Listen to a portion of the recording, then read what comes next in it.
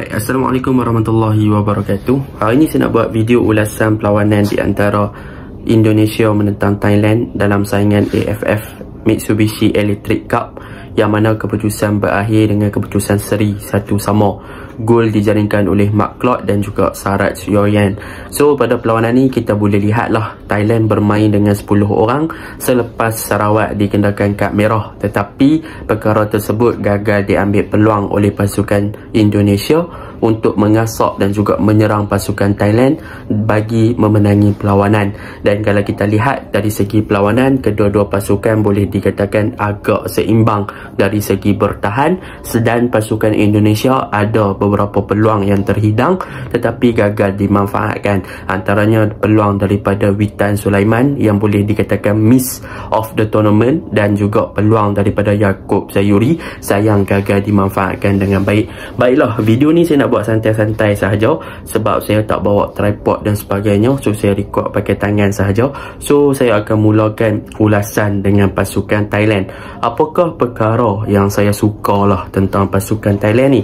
Okey, perkara yang saya suka tentang pasukan Thailand ni, yang pertama adalah dari segi corak permainan mereka, yang mana kita boleh lihat daripada segi struktur ketika pasukan Thailand menyerang dan juga ketika pasukan Thailand bertahan. Kalau kita lihat ketika pasukan Thailand menyerang, mereka sebenarnya berada dalam formation 3 back ataupun back 3 di belakang, iaitu dengan peranan Tiraton, Krit Sada untuk bertindak daripada bahagian belakang untuk membentuk back 3 lah di bahagian belakang. So banyak build-up play yang dilakukan oleh pasukan Thailand adalah bermula daripada bawah dengan adanya Tiraton yang lead ataupun menyertai bahagian bawah untuk progress the ball daripada bahagian bawah lebih kepada bahagian tinggi. So itu cara pertama lah Thailand buat untuk build up. Saya suka dengan taktikal tersebut. Sebab apa? Sebab kat sini kita boleh tengok ability ataupun kemampuan pemain-pemain Thailand bermain dalam back 3. Antara pemain yang menarik minat saya adalah Krit Sada, yang mana kita boleh tengok Krit Sada bermain dengan sangat cemerlang apabila beliau membuktikan dalam formation back 3 ataupun dalam fasa build up play, beliau boleh bermain dengan high line, yang mana kita boleh tengok dalam fasa build up play ataupun dalam fasa Thailand menyerang, memang Thailand bermain dengan defensive line yang tinggi. So apabila bermain dengan defensive line yang tinggi ni, risiko pun tinggi, so senang nak kena counter. Tetapi apa yang ditunjukkan oleh pasukan Thailand, mereka tenang untuk melakukan build up daripada bawah sebab mereka ada ball playing defender seperti Krit Sada yang boleh hold ball, boleh kawal bola dengan baik, dan dalam pada masa yang sama dia juga boleh supply bola ke hadapan dengan long ball yang bagus lah. So banyak long ball yang dibuka oleh Krit Sada memang on point lah, terutamanya kepada Sufanan di bahagian kanan, so benda tu memang on point. Dan dia juga dibantu oleh Tiraton, yang mana bagi saya build up play yang dimainkan oleh pasukan Thailand dari bawah ni memang banyak dibantu oleh Tiraton yang bergerak daripada bahagian kanan ataupun bahagian kiri. So dia banyak open game, dia banyak menggerakkan, dan dia lah yang menjadi ketua untuk mengarahkan ke mana bola untuk pasukan Thailand progress daripada bahagian bawah ke bahagian atas. Itu yang pertama. Yang kedua, kalau kita lihat kepada pasukan Thailand punya gerakan ataupun ketika fasa build up play, apa yang menjadikan build up play mereka daripada bahagian bawah ni menarik, iaitu apabila mereka ada seorang deep lying playmaker, yang mana pemain nombor 6 mereka ataupun penjaring gol penyamaan iaitu Sarach Yoyan, yang mana boleh saya katakan Sarach bermain dengan sangat baik, yang mana kita boleh tengok beliau selalu turun deep ke bawah ataupun berada di bahagian 3 center back pasukan Thailand untuk collect the ball di bahagian tengah, dan dia akan bertindak sebagai deep lying playmaker. Sebab apa saya kata dia sebagai deep lying playmaker? Sebab kebanyakannya dia drop deeper sampai kat kawasan Thailand sendiri ataupun dekat kawasan bahagian tengah, dan dia akan supply bola ke bahagian hadapan dengan hantaran-hantaran jauh, ataupun dia akan bawa bola lebih ke tengah untuk bertindak lebih ofensif untuk membina build up play bersama dengan Ekani Panyo ataupun bertindak dengan Terasi Dangda lah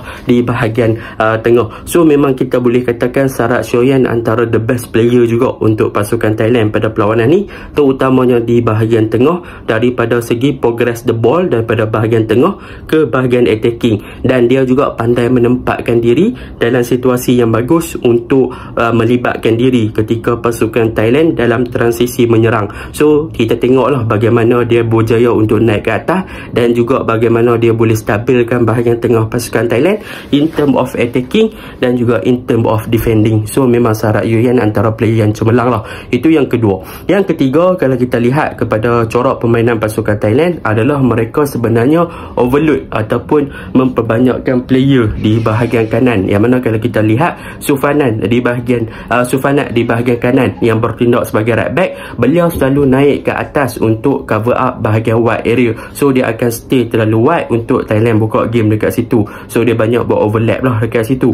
So apabila Sufanat ni naik atas, memang dia adalah player yang sangat-sangat berbahaya untuk bahagian pertahanan pasukan Indonesia, yang menyebabkan back kiri Indonesia iaitu Pratama Arahan yang selalunya dikenali sebagai offensive left back, tetapi untuk game ni dia tak boleh nak bertindak dengan terlalu ofensif sebab dia terpaksa bermain dengan agak deep untuk mengekang dan juga menjaga orang kata apa, pergerakan yang dilakukan oleh Sufanat di bahagian kanan untuk pasukan Thailand.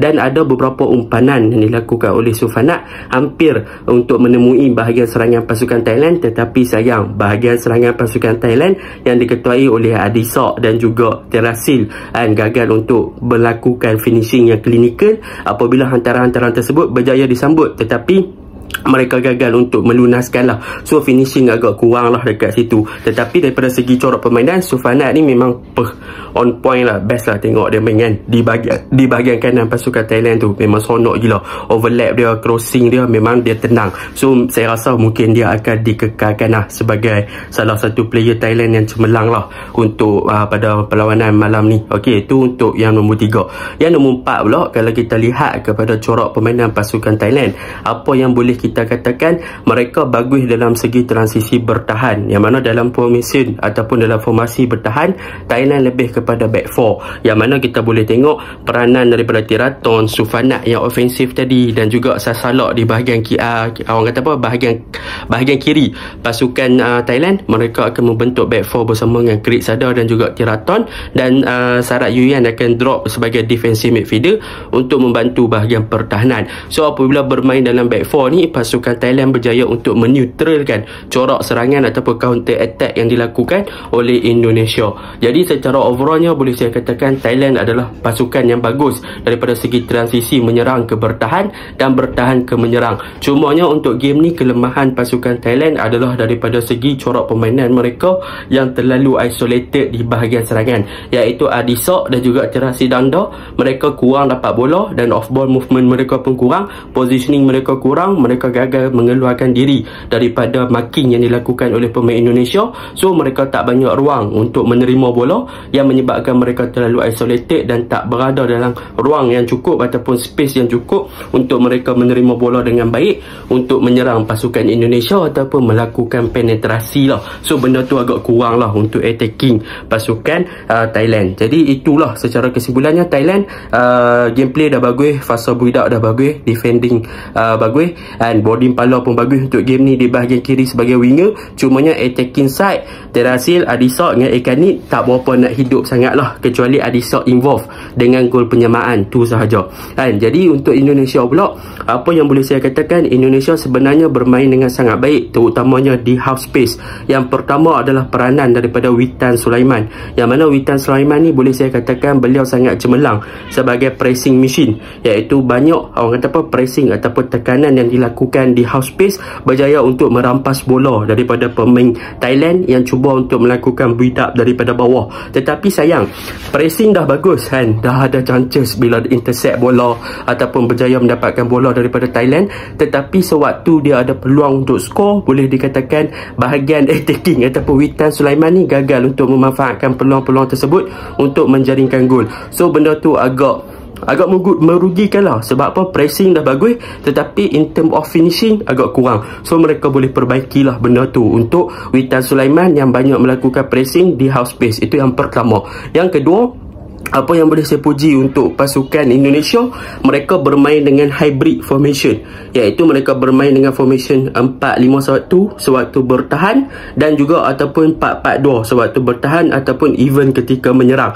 Yang mana benda ni adalah untuk memastikan yang mereka boleh cover up bahagian wide area, untuk memastikan yang pemain-pemain Thailand tak boleh nak exploit bahagian wide area mereka, dan dalam pada masa yang sama untuk memastikan yang player mereka boleh untuk melakukan serangan di bahagian wide area, terutamanya di bahagian kanan. Bahagian kanan pasukan Indonesia memang sangat bagus untuk game ni, iaitu gandingan yang bagus antara Asnawi dan juga Yaakob Sayuri serta Witan Sulaiman, yang mana ketiga-tiga player ni link up play mereka memang sangat-sangat bagus. Yaakob Sayuri sentiasa dapat bola dan sentiasa disupport oleh Asnawi yang membuat overlap. Asnawi pun pandai buat overlap dan juga underlap, memberi ancaman dan berjaya untuk melakukan penetration yang banyak ke arah bahagian kiri pasukan Thailand. So bahagian kanan Indonesia memang dah hidup lah. Cumanya sayang, macam masalah yang sama Indonesia hadapi, iaitu bahagian tengah mereka tak berapa produktif untuk game ni, dan dalam pada masa yang sama bahagian striker mereka pun agak kurang untuk melakukan off ball movement dan keluar daripada segi marking yang dilakukan oleh Thailand,